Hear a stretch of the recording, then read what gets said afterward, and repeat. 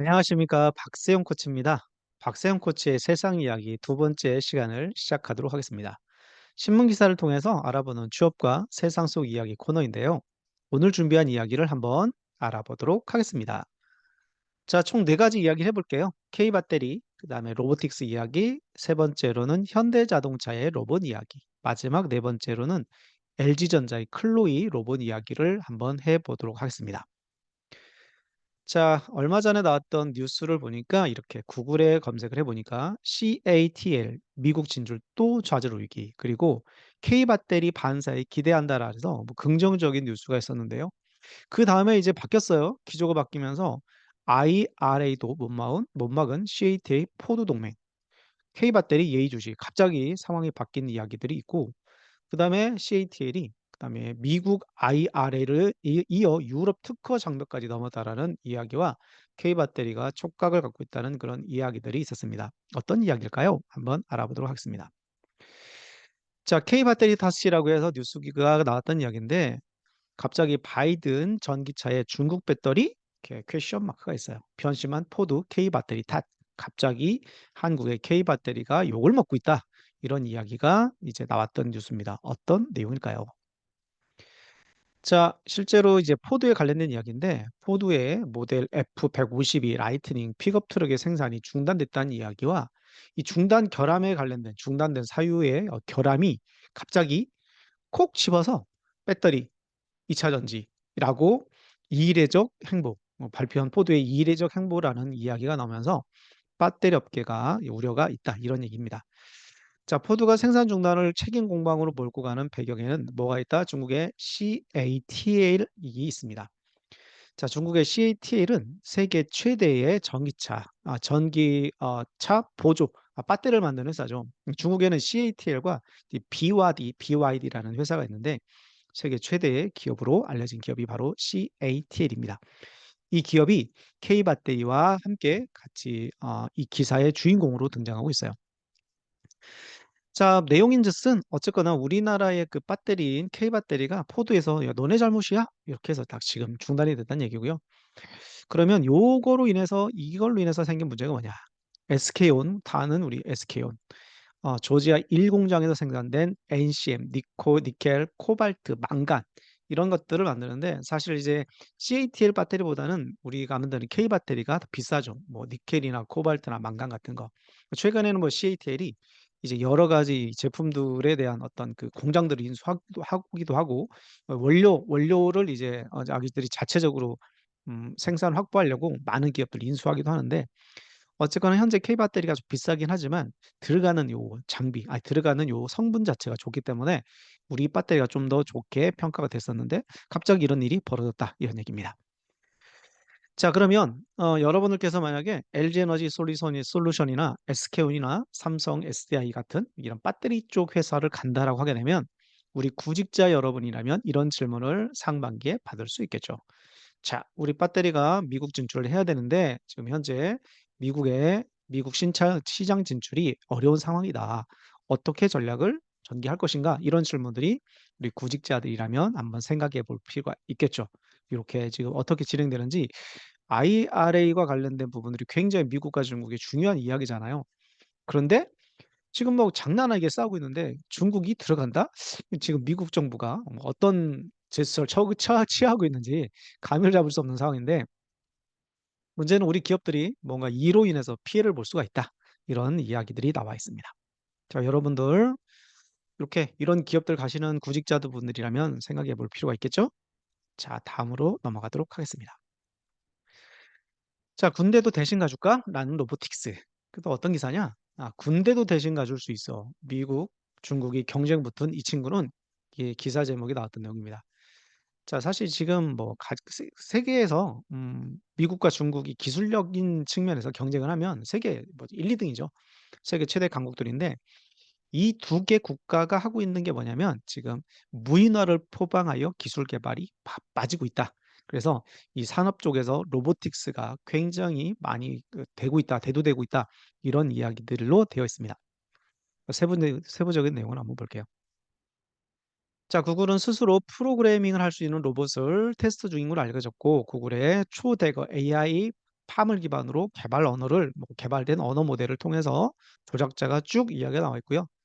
최근에 이제 챗GPT가 난리가 났죠. 물론 챗GPT의 한계성이라는 게 분명히 있긴 있지만 기존에 우리가 없었던 새로운 서비스가 제공되고 있다는 건 확실하죠. 그리고 여기에 AI를 탑재한 휴머노이드가 나올 수 있다는 것도 나와 있습니다. 여러분이 생각할 때 이런 휴머노이드라든지 AI, 챗GPT 같은 기술들이 세상에 나오면 여러분들 구직자, 이 취업 준비생 입장에서는 아무래도 득보다는 실이 더 많겠죠. 이런 점에 대해서 시사 이런 것들도 질문이 나올 수가 있다. 그런데 이렇게 나왔어요. 로봇 역시 인간을 대체하는 것이 아니라 수행하는 작업을 돕는 방향으로 발전하고 있다라고 했는데요. 이 기사가 예전에 아마존이라는 회사가 키바라는 로봇을 만들 때 대량 해고의 문제가 있지 않니라고 하니까 아마존에서도 이런 비슷한 기사를 냈던 것 같아요. 인간을 돕는다. 네, 어떻게 됐습니까? 실질적으로 많은 직원들이 해고가 됐었죠. 그래서 이 산업화가 진행되면서 새로운 기술이 나오면 어쩔 수 없는 것 같아요. 그런 점에서 우리가 이제 대처를 해야 된다라는 또 말씀을 드리고 가겠습니다. 자, 방금 전에 이야기한 그러면 휴머노이드가 뭐냐라고 해서 휴머노이드가 2018년 벌써 5년 전이죠. 우리나라에 왔었어요. 이 휴머노이드 이름은 소피아였습니다. 이제 박영선 더불어당 그때 이제 벤처중소기업 장관인가요? 이 장관님이 계셨는데 이렇게 이분하고 인터뷰를 하고 뉴스에도 나왔었는데 이게 이제 휴머노이드예요. 50개 국가 정도인가요? 이 언어를 하고 있다는 그런 휴머노이드입니다. 그런데 벌써 5 년이 지났는데 이제 성큼 다가왔다라고 볼 수 있겠죠. 이제 이 AI 기능에다가 실제로 지체포 지 챗GPT에서 우리말들을 이렇게 조합해서 하게 되면 말을 만들어내잖아요. 훨씬 더 이제 고도화된 어떤 기술력을 보유하고 있을 것으로 판단됩니다. 자, 이 재밌는 건 로봇에게 심의권을 줬어요. 사우디에서는 이 소피아라는 로봇에게 최초로 심의권을 부여했는데 이게 벌써 2017년 기사니까요. 6년 전이죠. 그러니까 우리가 이제 휴머노이드를 볼 수 있는 기회는 많지 않지만 이 산업화, 이 산업계에서는 이미 이런 기술들이 심지어 굉장히 오래전에 나와 있고 어느 영역에서는 상용화라든지 여러 가지 법적, 제도적인 부분들이 고민들이 있어 보여집니다. 세상이 빨리 변하고 있죠. 자, 로봇 패권은 사실 이제 두 개의 국가들로 가고 있고요. 지금 내용을 보게 되면 사람의 관절에 해당되는 액추에이터는 로봇 몸에 28개, 손에는 별도로 11개를 내장했다. 그런데 이게 9kg까지 끌어올릴 수 있고요. 사람처럼 다양한 노동을 할 수 있기 때문에 실제로 로봇인지 사람인지 알 수가 없을 정도의 그런 기술까지 왔다는 그런 이야기가 있습니다. 자, 미국과 중국으로 로봇 패권 관련된 건데 사실 코로나 전부터 이런 일들이 있었지만 코로나가 터지면서 엄청나게 더 빠른 속도로 가고 있죠. 특히 스마트 팩토리 장난 아니게 지금 가고 있다. 이런 거고요. 앞으로 이제 여기 기사가 보게 되면 10년 뒤 국가의 명운을 좌우할 수 있는 전략 자산으로 생각하고 있다라고 나와 있습니다. 우리나라는 또 어떨까요? 우리나라는 또 어떻게 준비를 하고 있는지, 우리 국민으로서 우리는 또 무엇을 준비해야 되는지 이런 것들도 이런 기사들을 통해서 생각해 볼 필요가 있을 거고 구직자 입장에서는 G2 국가에 중국과 미국이라는 국가가 있는데 우리나라는 이런 G2 국가의 틈새에서 어떤 기술력을 가지고 시장을 공략할 수 있을 것인가? 여러분이 지원하는 이 로봇 관련된 기술이라든지 이런 회사의 직무에서는 과연 이런 G2 국가들의 경쟁을 어떻게 뛰어넘을 것인가? 이런 것들을 고민해 볼 수 있겠죠. 자, 제조혁명 불러올 로봇 기술 관련된 여기가 쭉 연결되고 있고요.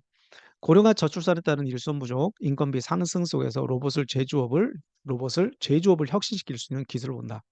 삼성전자 같은 경우는 2030년 무인 자동화를 시작한다고 이제 TF팀을 만든다라는 기사가 얼마 전에 됐었죠. 사실 우리나라의 고령화는 심각하죠. 전 세계 마찬가지입니다. 굉장히 심각한 구조로 가고 있고 우리나라의 출산율을 보게 되면 1959년도에 100만 명을 돌파하고 1965년도에 90만 명대, 1971년도에 102만 명인가 3만 명을 찍고 쭉 떨어져 가지고 지금 20만 대까지 떨어졌다고 합니다. 그러니까 실제로 대학도 힘들고 이제 인구의 감소로 저출산으로 인해서 모든 문제가 생기잖아요. 그래서 군대도 지금 없어지고 있고 이런 문제가 생기는데 자, 산업 쪽은 그런 사회 현상이고요. 그 산업 쪽은 이런 식으로 이제 진보 발전하고 있다라고 보여지고 미래세증권에서도 로보틱스 관련된 보고서가 나왔던 내용들이 있습니다. 로보틱스가 나왔으니까 연결돼서 로보틱스의 대표 기업들을 한번 살펴보면서 가는데 현대자동차 이야기로 가보도록 하겠습니다. 자, 현대자동차도 로보틱스 굉장히 잘하고 있는데 또 로보틱스 하게 되면 오늘 다루지는 않았지만 두산에 로보틱스라고 있죠. 두산에 로보틱스도 있고 SI 업체에서는 지금 LG CNS가 로봇을 또 굉장히 잘 만드는 걸로 유명하죠. 그래서 여러 SI 업체들이 스마트 팩토리라든지 클라우드라든지 주요 기술들을 가지고 이용하고 있지만 또 현대자동차의 이 로보틱스 관련된 이야기를 밑에 홈페이지 보시면 아주 상세한 내용들로 볼 수 있어요. 그래서 이런 기업들을 보시면 되고 현대자동차 그룹의 차세대 로봇 기술 관련된 이야기들은 쭉 보시면 나와 있는데 여러분들이 별도로 홈페이지에 접속을 해서 어떤 기술이 있는지 보시고 현대자동차 같은 경우는 매월 1일 홀수달 1일에 채용을 또 하고 있잖아요. 1월 1일, 3월 1일, 5월 1일, 뭐 7월 1일, 9월 1일, 11월 1일 이런 식으로 채용이 진행될 예정 같은데 자, 현대자동차 여러 가지 포지션 중에서 또 이런 유형들의 포지션이 나오면 잘 보고 있다가 미리미리 준비를 해 주는 것도 좋은 방법 같습니다. 자, 웨어러블 로봇 관련된 이야기가 있고요. 쭉 여러 가지 이야기 있는데 다 다루지 못하고 그중에서 한 가지를 더 말씀을 드리자면 보스턴 다이나믹스가 있죠. 보스턴 다이나믹스는 사실 펄쩍펄쩍 뛰어넘고 막 날아다니고 별 뭐 이렇게 하는 이 장난 아닌 로봇이죠. 9조 원대의 가량으로 인수를 했는데 사실 저는 이제 보스턴 다이내믹스를 인수하는 현대자동차를 보면서 미래 자동차를 한번 생각해 보았습니다. 현대자동차가 지금 플라잉카 UAM 사업을 하고 있잖아요. 그다음에 대기업 삼성물산이라든지 여러 기업과 AAM 사업이라 해서 이제 그 부대 시설 관련된 사업을 이제 AAM 사업이라고 하는데 AM 관련된 UAM 관련된 사업은 실제로 KLC 한국공항공사랑 함께 해서 진행을 하고 있어요. 플라잉카죠. 그래서 미국의 나사 연구원을 뭐 영입해 가지고 소장님이가 연구소장을 앉히기도 하고 그래서 파이널이라고 하는 법인명을 만든 기업이 바로 이제 현대자동차입니다. 생각해 보면 플라잉카는 나르는 자동차고 현대자동차는 지금 수소차도 만들지만 여기에 로보틱스를 하는데 보스턴 다이나믹스를 인수했다?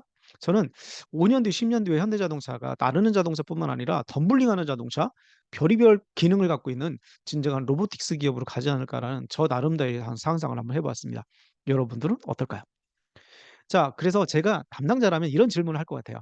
현대자동차의 PT 면접이다라고 하게 되면 우리 회사의 로봇 기술을 이용하여 확장 가능한 미래 모빌리티 기업으로서의 비전을 제안해 보시오. 우리의 직무 분야에서 이런 식으로 질문을 할 수 있겠죠. 마찬가지로 비슷한 어떤 로보틱스에 관련된 어떤 산업들을 하고 있는 기업들이라면 이런 것들을 PT나 이런 질문을 통해서 저라면 여러분들의 창의성을 한번 확인해 볼 것 같습니다. 자, 다음으로 LG전자를 가볼게요. 여러분, 로봇 하면 떠오르는 회사 어딘가요? 저는 LG전자가 떠오릅니다. LG전자 하면 로봇, 클로이가 떠오르죠. 클로이. 그래서 LG전자의 클로이 이야기를 또 같이 하면서 가보도록 하겠습니다. 그럼 산업 쪽에서는 이제 클로이 같은 이 물류 로봇 굉장히 유명하죠. 그 로봇 이야기를 하면서 또 이 물류 쪽에서 이 클로이의 역할, 다른 어떤 아마존은 또 무엇이 있는지 이런 걸 볼게요. 아마존은 키바죠. 아주 벌써 오래됐어요. 아주 오래된 이야기인데 사실 우리나라는 그 키바 같은 로봇이 나오는 아마존보다는 굉장히 느려요. 굉장히 느린데 저는 쿠팡이 옛날에 손정 회장님의 펀드라든지 이런 걸 보면서 아마존에 이미 키바 같은 로봇들을 봤거든요. 아주 오래전에. 그래서 손정 회장님의 큰 그림은 빅피처는 아마 미국의 아마존 같은 물류센터가 우리나라도 어느 순간 들어올 텐데 그런 어떤 비전을 가지고 이 물류 분야에 이 쿠팡이라는 기업을 투자한 게 아닌가 뭐 혼자 그런 생각을 해 봤는데 최근에 그런 기사가 나와 있어요. 자, 이게 로봇이 여러분 귀엽게 생겼죠? 이게 LG전자의 클로이라는 로봇입니다. 클로이라는 로봇이에요. 귀엽게 생겼어요.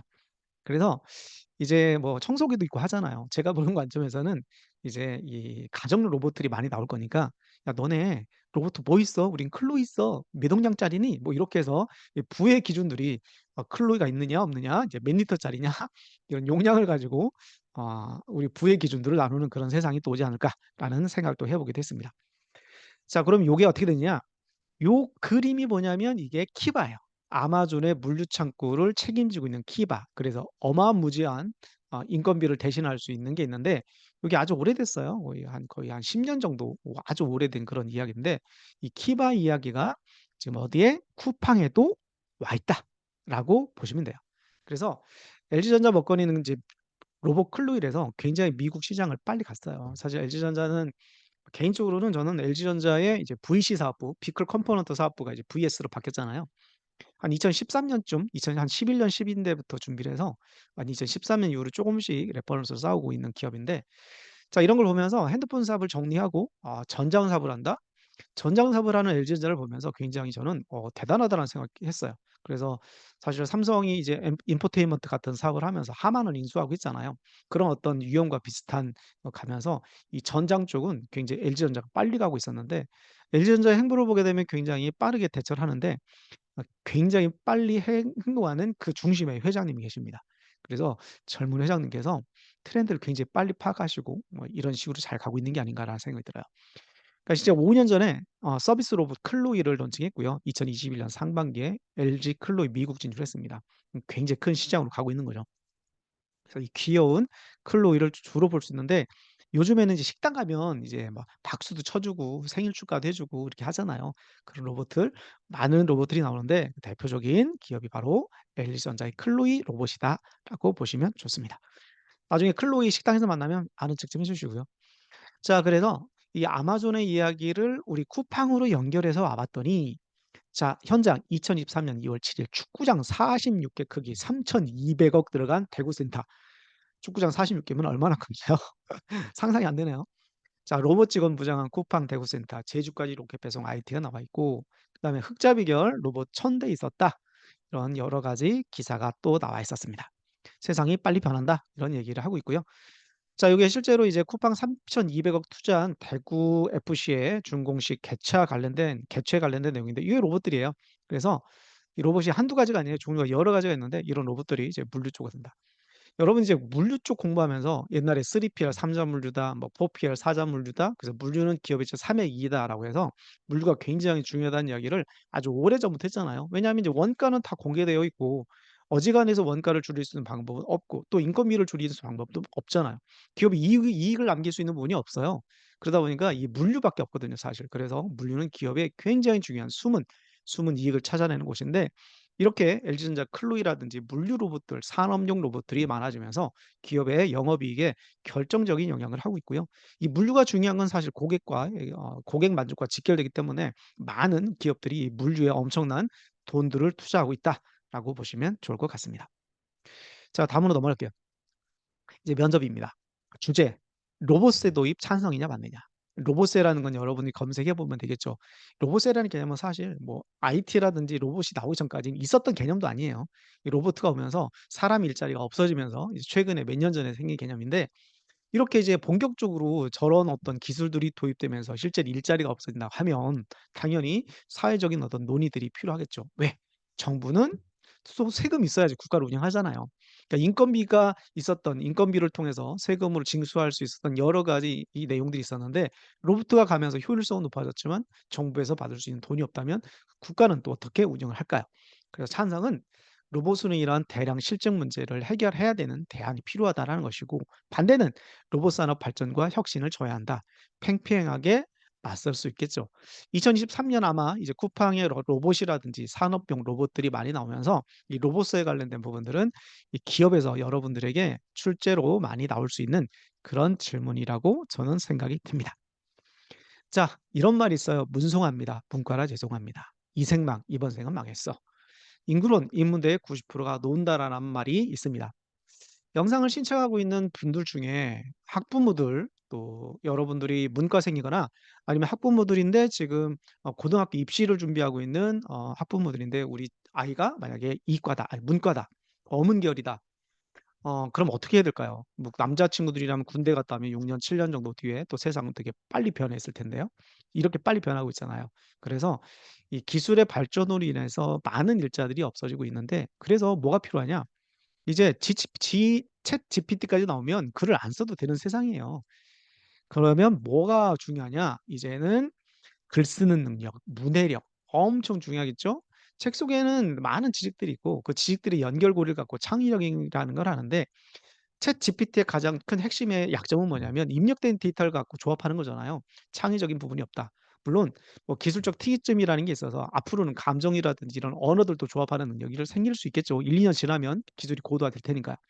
그래서 2045 특이점이라는 말도 나왔지만 앞으로 어쨌거나 이 AI를 통제할 수 있는 유일한 것은 인간의 창의력과 능력이니까 이렇게 변화되는 세상에 이과가 아닌 공대생이 아닌 이 문과 친구들이라든지 학부모님들께서는 우리 아이들을 또 어떻게 키울 것인가 이런 고민도 필요해 보입니다. 자, 말씀드린 대로 챗GPT, AI, 스마트 팩토리, 로보틱스, 인문, 어문 계열 취업은 어디로 갈까요? 고민을 해 봐야 되는 시점이 옵니다. 창의력의 시대예요. 모든 정보가 있습니다. 이 정보들을 어떻게 우리는 활용할 것인가를 한번 생각해 봤으면 좋겠습니다. 자, 왼쪽에 보시면 QR 코드가 있는데요. 네이버 블로그를 QR 코드로 들어가시면 네이버 블로그를 통해서는 자기소개서, 면접, 공기업 취업, 사기업 취업에 관련된 다양한 정보와 자기소개서 작성법 등에 대한 관련된 내용들을 다루고 있습니다. 그래서 영상과 이 블로그를 같이 보시면 큰 도움이 될 것 같고, 자, 이제 세 번째 영상까지 또 이제 다음 주, 이번 주죠. 이번 주에 뭐 촬영을 또 기대를 해 보면서 여러분들 관심 있는 분야 다뤄줬으면 좋겠다라는 시사나 취업 분야가 있으면 댓글을 달아주시면 제가 참고해서 또 영상을 제작을 해 보도록 하겠습니다. 여러분 즐거운 휴일 되시고요. 2월의 마지막도 힘차게 달리시고 특히 취준생 여러분들이라면 화이팅 하시기 바랍니다. 오늘 영상은 여기서 마치도록 하겠습니다. 수고하셨습니다.